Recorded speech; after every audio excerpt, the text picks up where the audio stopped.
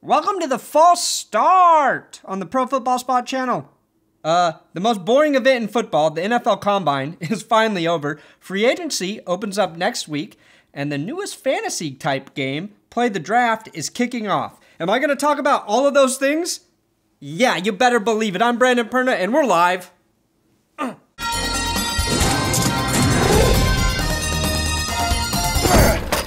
So here's some cool news for people who love playing fantasy football, which is everybody. You can now play the NFL Draft like an executive at playthedraft.com. It's pretty cool, actually. You get $12 million in fake money to spend however you want on player stocks. So you can play like Jerry Jones and Dan Snyder and spend all your money on high-profile athletes that'll help your team be average. Or you can be smart with your money like Paul Allen and win a Super Bowl by underpaying all of your players. The choice is yours. Like I said, you take your $12 million and you spend it in this year's draft. You invest in player stock, and if you finish the third round of the draft with the highest overall stock value, you'll win.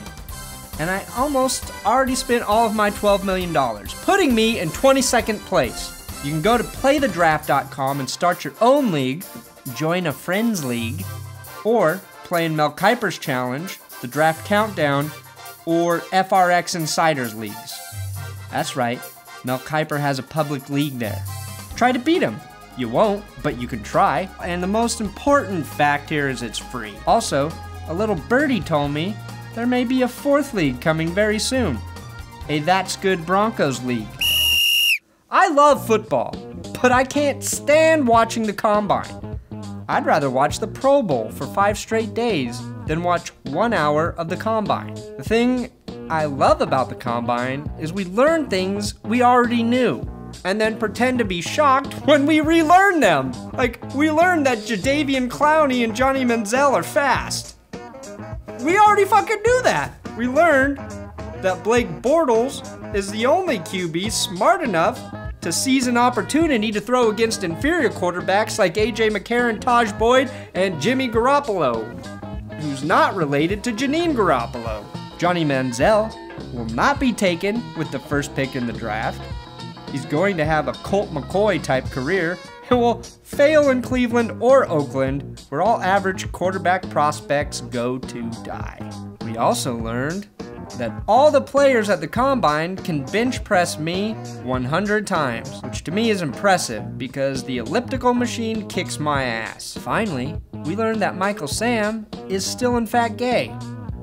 The press could have asked him about football, but that would have been, and I quote, very gay of us. I will say that when his football career is over, that he has a future in politics, especially if he gets drafted by a progressive city like San Francisco or Seattle. As long as he doesn't play in Texas, Georgia, Louisiana, Florida, Arizona, or Tennessee, he has a chance to be a senator one day. And in the who gives a shit category, the Tampa Bay Buccaneers revealed their new uniforms that will be worn next season. Anything Tampa Bay does is an improvement from their first logo, which really was just Inigo Montoya.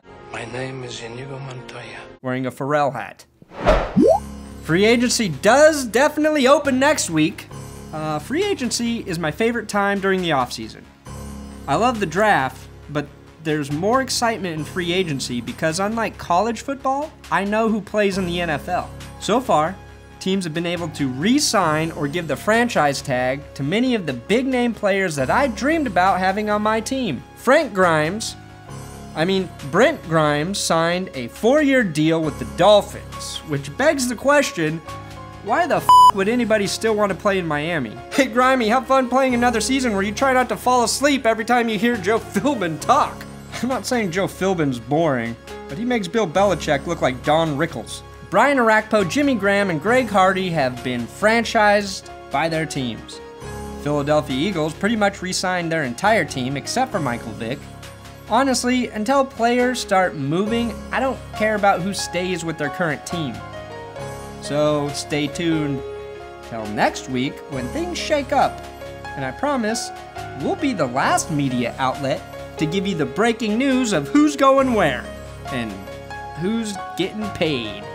Thanks for watching another episode of the False Start on the Pro Football Spot channel. I'm Brandon Perna. Make sure to can subscribe. It's the off season. I know you're not that interested in football right now, but you can still subscribe to our channel. We all have children we need to feed. We all have whiskey we need to drink. And that requires you subscribing. So do it. Philbin.